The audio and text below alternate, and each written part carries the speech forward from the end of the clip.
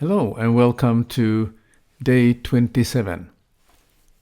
Now you have been going live already a few times and you're continuously learning new tips and tricks about how to do things better.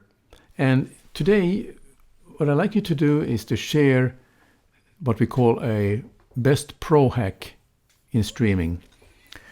Now, pro hack means that you're advancing in your skills and you have some tips that you have picked up that will help you to give a better experience for your audience.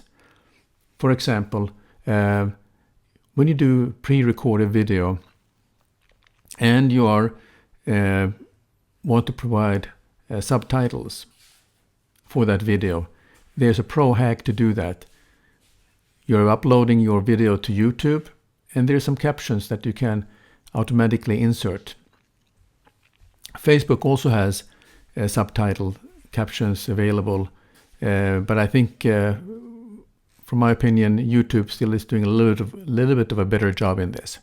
So that would be a pro hack when you are sharing with your audience some ways how they can improve their skills of doing videos. So share with us, what is your pro hack? Good luck, and we'll see you tomorrow.